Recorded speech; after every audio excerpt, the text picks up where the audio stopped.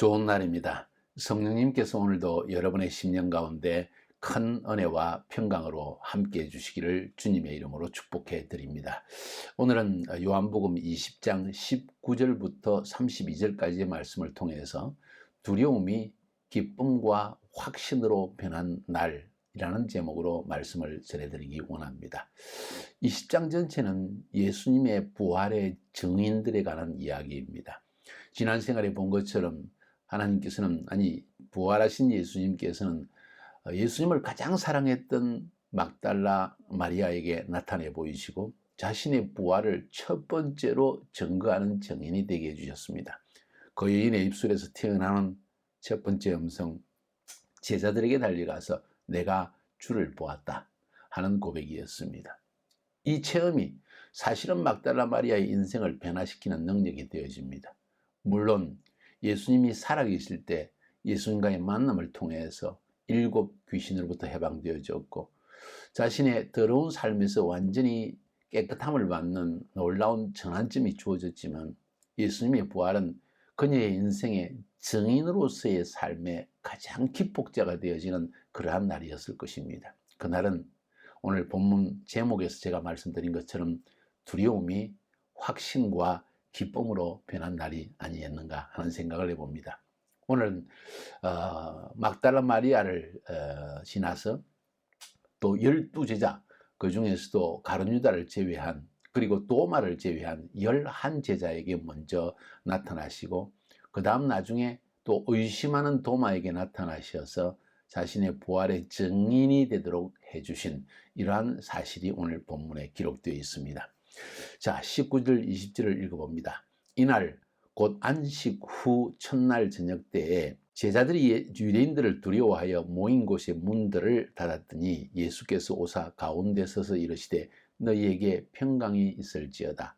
이 말씀을 하시고 손과 옆구리를 보이시니 제자들이 주를 보고 기뻐하더라. 10제자에게 예수님께서 나타나신 사건입니다. 언제 나타났는가 하니 이날 곧 안식 후 첫날 새벽에 막달라 마리아가 예수님을 보았고 그 첫날 저녁에 주일 저녁 때 제자들이 함께 모여있는 장소에 문을 닫아놓고 두려워서, 왜냐하면 그들의 운명은 이제 예수님의 운명과 다를 것이 없이 되어버렸습니다. 예수님을 십자가에 못 박았다면, 로마 황제에 대한 반역죄로 십자가에 못 박았다면 예수님을 따르는 그 제자 무리들도 마찬가지의 운명을 당할 것이 너무나 분명하기 때문입니다. 한 나라의 위정자가 반역죄로 잡혀지게 되면 그와 연관된 모든 정치인들도 줄줄이 각방에 가는 것과 똑같은 두려움이 그들에게 임하여져 있던 것입니다. 이때 주님이 나타나셨습니다. 그 첫 번째 음성은 샬롬, 평강이 너희에게 있을지어다 하는 말씀입니다. 그리고는 실제로 그가 못 박혔던 손과 옆구리 창에 찔렸던 자국을 보이시니까 제자들이 주를 보고 기뻐하더라 하는 내용이 오늘 이 두 절에 기록되어 있습니다. 그들의 두려움은 이 순간 평강과 기쁨으로 변화되었다는 것입니다. 마치 요한복음 14장, 15장, 16장에서 예수님께서 끊임없이 그의 제자들에게 두려워하지 말라. 내가 아버지 집에 간다. 너희를 위해서 처소를 예비한다. 내가 주님 아버지께서 또 너희에게 다른 보혜사를 보내주사 너희의 슬픔이, 너희의 두려움이 기쁨이 되게 할 것이다. 이런 말씀을 주셨고 내가 너희에게 주는 평강은 세상이 주는 평강과 다른 것이다 하면서 샬롬에 대한 말씀을 하셨고 기쁨에 대한 말씀을 하셨는데, 예수님의 부활은 진정 그들의 모든 두려움을 샬롬, 평강과 확신 그리고 기쁨으로 변화시키는 능력이 되어졌다는 것입니다. 우리의 삶에 뭔가 의심하고 두려워하던 것이 해소되어질 때 사람은 담대함을 얻을 수 있는데, 그 가운데서도 죽은 가운데서 부활하는 사실이 있다는 것과 또 그를 따르는 주님은 단순히 칼과 창으로 세상을 정복하는 것이 아니라 죽음을 정복한 부활의 왕, 생명의 왕, 영원한 생명의 왕이라는 것을 깨달을 때, 또 그 뒤를 따르는 그의 제자들에게도 동일한 이 부활이라는 축복을 주신다는 사실을 확인하게 깨닫게 될 때 무엇이 두려울까요? 이것이 크리스찬의 정체성이요, 이것이 크리스찬의 확신이요, 이것이 크리스찬의 평강이요, 이것이 크리스찬의 기쁨이 되는 것입니다. 정말 세상에서는 우겨사임을 당합니다. 두렵습니다. 사람을 신뢰할 수 없습니다. 세상이 어떻게 변할지 알 수가 없습니다. 그러나 그런 가운데에서도 내가 죽을지라도 부활한다는 이 분명한 확신이 내 마음속에 있을 때 도대체 두려울 것이 무엇일까요? 저는 이런 놀라운 확신과 기쁨을 1982년 겨울에 얻게 된 것입니다.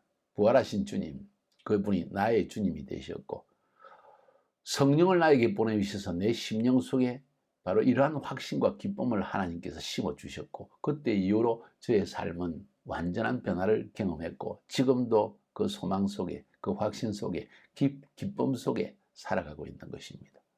그래서 예수를 믿어야 합니다. 단순히 지식으로 동의하는 수준의 믿음이 아니라 이런 부활하신 주님을 만난 것과 같은 체험 속에 주님을 믿는 것은 매우 중요한 이야기입니다. 기독교는 종교가 아닙니다. 이건 체험입니다. 이것은 생명입니다. 이것은 진리입니다. 내 몸에 체험한 진리라는 이야기입니다. 여러분, 이것을 소망해 보지 않겠습니까?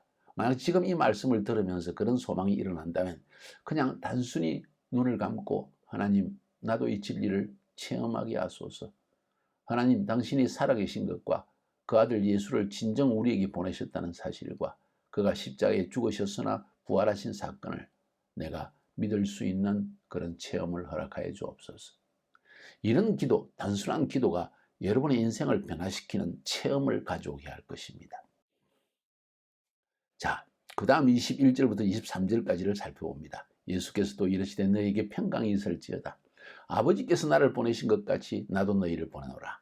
이 말씀을 하시고 그들을 향하여 숨을 내쉬며 이르시되 성령을 받으라. 너희가 누구의 죄든지 사해지면 사해질 것이요 누구의 죄든지 그대로 두면 그대로 있으리라 하시니라. 자, 놀라운 사실은 막달라 마리아는 감성의 여인이었습니다. 그래서 그에게 나타나셔서 자신을 보이시는 것만으로 이 여인은 내가 주를 보았다 하고 외치는 증인이 되어졌습니다. 이제 남자들을 만나셨습니다. 여인이 아니라 남자입니다. Task oriented man입니다. 이 제자들 10명을 만나서 주님은 이제 단순히 만난 부활의 사실을 보여주시는, 그래서 그들이 증인되는 것을 넘어서서 구체적인 일을 주십니다. 남자는 일의 존재이기 때문입니다. 세 가지의 확고한 사명을 그들에게 주십니다. 첫 번째, 아버지께서 나를 보내신 것 같이 나도 너희를 보내오라. 여러분 기억하십니까? 요한복음 17장에서 예수님께서 어쩌면 성전 문 앞에서 마지막 기도를, 대제사장적 기도를 드릴 때 그 중에 중요한 내용 중에 한 가지가 아버지께서 나를 세상에 보내신 것 같이 나도 저들을 세상에 보냈노니 아버지여 저들을 지켜주시옵소서, 진리로 지켜주시옵소서, 이런 기도를 드린 것 생각나십니까? 우리 주님의 최고의 관심은, 또 우리를 향한 기대감은 무엇인가 하니 우리가 우리의 입술을 닫고 사는 것이 아니라 부활하신 주님, 우리의 생명 되신 주님, 우리 죄를 사하신 주님, 우리를 위해 십자가에 죽으셨으나 3일 만에 부활하신 주님을 세상이 알게 하는 것입니다. 그래서 주님은 우리를 보내십니다. 놀라운 사실은 우리가 주님을 영접하고 나면 우리가 가만히 있을 수가 없다는 사실이에요. 전하지 않고는 견딜 수가 없습니다. 이것이 크리스찬의 정체성입니다. 예수 믿으십시오 하는 말이 나온다는 것입니다. 첫 번째, 내가 너희를 보낸다, 가라 하는 이야기입니다. 두 번째, 숨을 내쉬며 성령을 받으라고 하셨습니다. 놀라운 표현을 하고 있습니다. 그들을 향하여 숨을 후 하고 내쉬면서 성령을 받으라 하십니다. 무엇이 기억납니까? 에덴 동산에서 하나님께서 인간을 창조하시고 아담을 창조하시고 흙으로부터 아담을 창조하시고 그의 코에 후 하고 생기를 불어넣으시니 그가 생명이 된지라. 생기라는 말은 기본이 말로 루아흐, 그것은 바람 혹은 영이라는 스피리트, 영입니다. 영을 불어넣으니까 생명이 된지라. 그것은 히브리 말로 네피시라고 하는데 혼이 생겨났다. 그래서 우리 육체, 흙으로 되어진 육체에 후 하고 영을 불어넣으니까 그 안에 혼이 살아나서 영혼육의 존재가 된 것이 인간이라는 것을 성경은 우리에게 말해주고 있습니다. 그 영을 죄로 인해서 죽었던 영을, 죄로 인해서 완전히 사라진 이 영을 주님께서 다시 후 하고 불어넣어 주시는, 그것은 오직 예수님이 죽은 가운데서 부활하실 때만 가능한 이야기입니다. 왜? 십자가에서 우리의 죄를 대신 짊어지셨고 우리의 저주도 대신 짊어지셨고 그로 말미암아 이제 부활하심으로 이것은 우리의 것이 될 수 있었던 것입니다. 그래서 주님은 숨을 내쉬시면서 마치 세상을 재창조하시는 이 일을 행하시는 것입니다. 주님의 부활은 우리의 재창조의 삶의 시작입니다. 다시 말씀드립니다. 주님의 부활은 우리의 죽었던 삶이 혹은 죄로 물드는 세상을 재창조하시는 일의 시작이라는 것을 성경은 말해주고 있는 것입니다. 성령 우리에게 주어주실 때 이 성령은 우리에게 죽었던 영을 살려줄 뿐만 아니라 이제는 그 성령은 우리를 내보내는 영, 가게 하는 영, 가만히 있을 수가 없도록 만드는 영이 되는 것입니다. 그래서 예수님은 아버지께서 나를 보내신 것 같이 나도 너희를 보낸다. 그런데 너희들 힘으로는 할 수 없기 때문에 성령을 받아라 하면서 숨을 내쉬고 성령을 부어주셨다고 하는 것입니다. 마지막으로 너희가 누구의 죄든지 사하면 사해질 것이요 누구의 죄든지 그대로 두면 그대로 있으리라. 그들이 나가서 해야 할 일이 뭔지를 말씀해 주시는 것입니다. 복음을 전거할 때 예수를 믿으면 죄가 사해집니다. 예수를 믿음으로 말미암아 죄사함을 받는다는 복음을 전거하는 우리들은 또한 우리에게 죄 지은 자를 용서해 주는 용서와 죄사함의 복음을 전거하고 실천해야 될 필요성에 대해서 예수님은 우리에게 말씀하십니다. 왜 이것이 중요합니까? 왜 예수 복음을 전거하는 것이 필요합니까? 왜 예수 믿는 사람에게 가장 본질적인 첫 번째 사명이 복음을 전거하는 일이 될까요?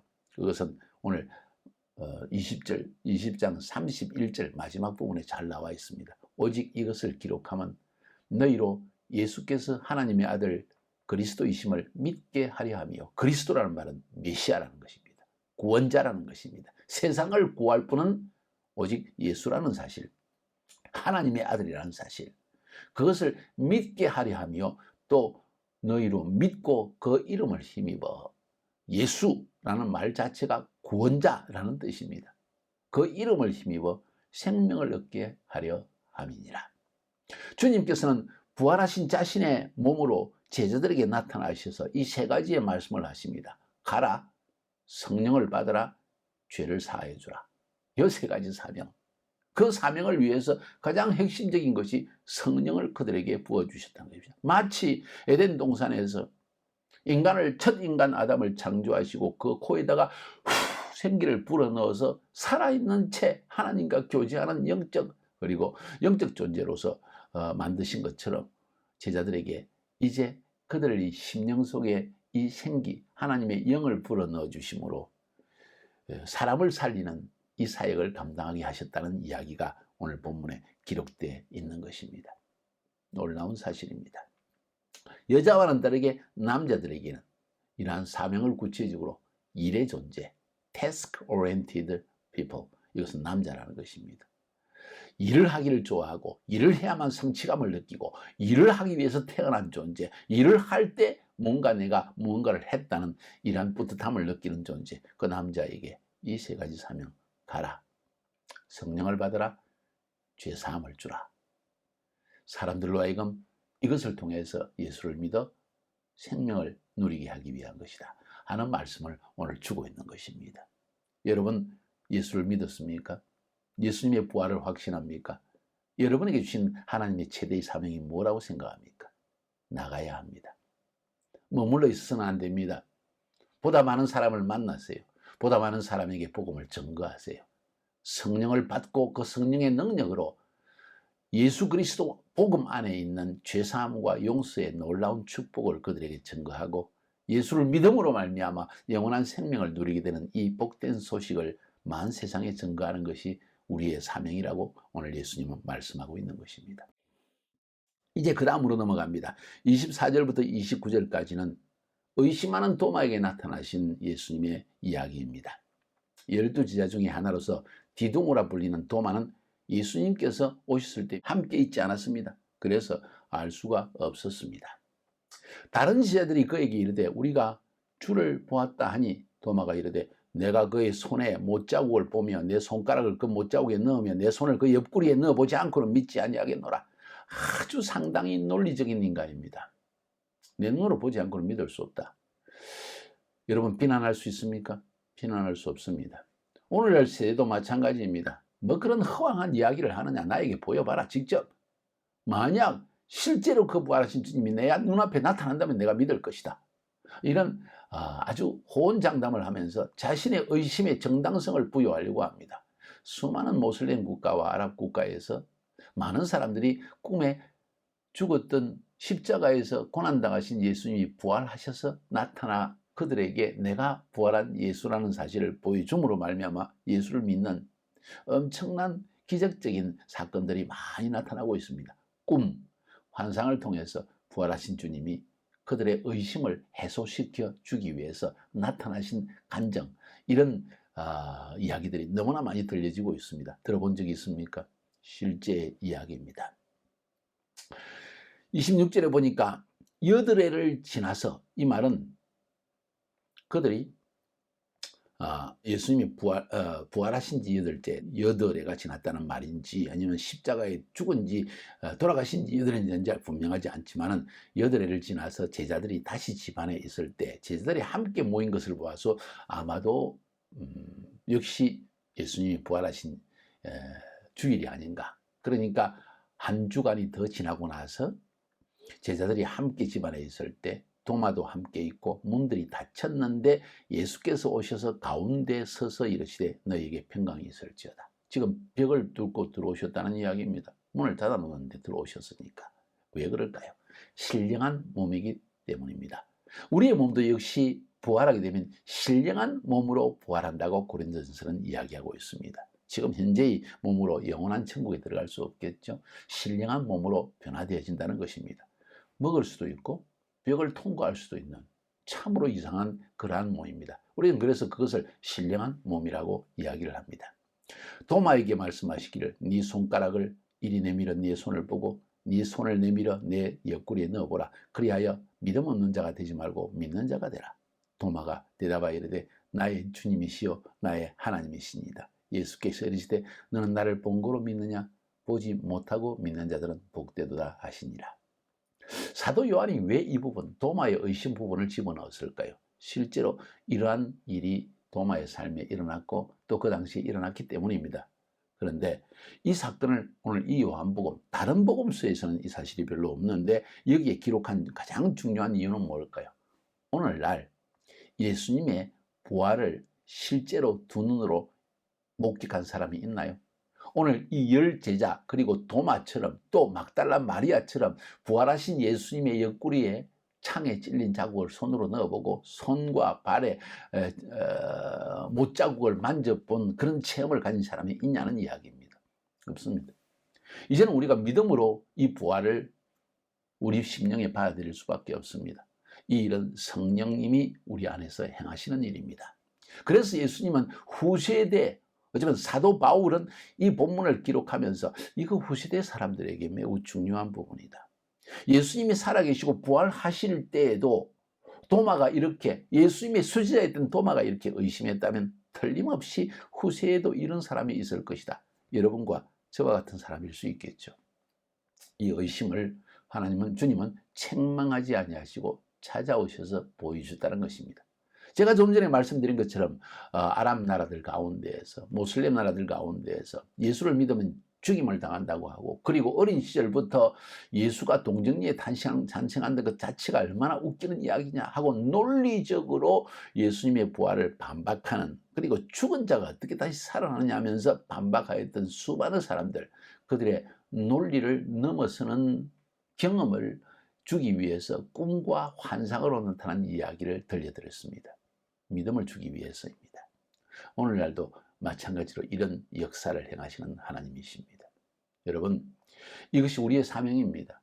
세상 가운데는 도마와 같은 사람들도 있고 막달라 마리아와 같이 주님을 체험하여서 주님을 헌신적으로 섬기는 사람도 있고, 또 10제자처럼 두려워서 예수 믿지만은 세상이 두려워서 핍박당할까 봐 두려워서 갇혀있는 사람들도 있습니다.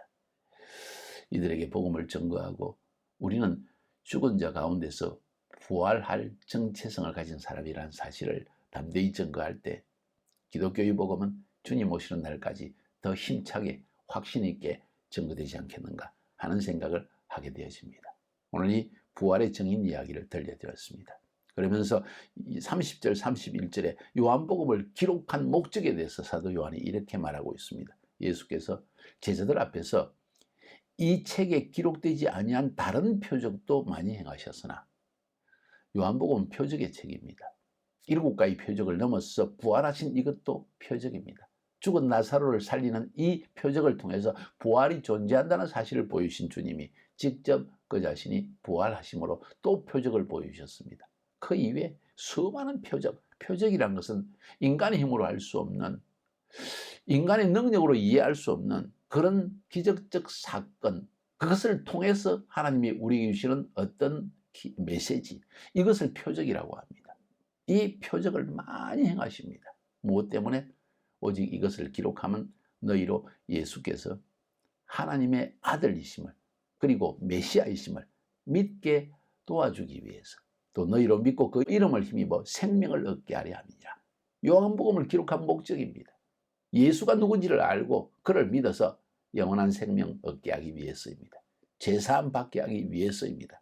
용서의 비밀을 깨달아 알게 하기 위해서입니다. 하나님과 화목하여서 영원한 천국에 들어가는 하나님의 자녀가 될 수 있는 그 길을 보여주기 위한 것이다. 이것이 요한복음을 기록한 목적이라고 이야기하고 있습니다.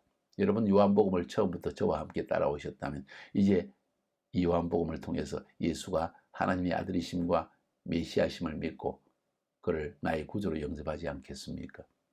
그분을 믿어 영원한 생명을 누리지 않겠습니까? 여러분이 생각하는 처럼 세상은 그냥 살다가 죽어지면 썩어지고 사라지는 그런 존재, 허무한 존재가 아닙니다. 하나님께서는 이 땅에 사는 동안 우리가 예수를 믿을 수 있는 기회, 찬스를 주셨습니다. 이 기회를 놓치지 마세요. 예수를 믿지 않고 이 세상을 끝나게 될 때 우리는 여러분 가운데 어떤 사람은 영원한 생명으로, 어떤 사람은 영원한 형벌로 인생을 마감하게 될 것입니다. 기억하시기 바랍니다. 예수 믿어 구원 받으세요.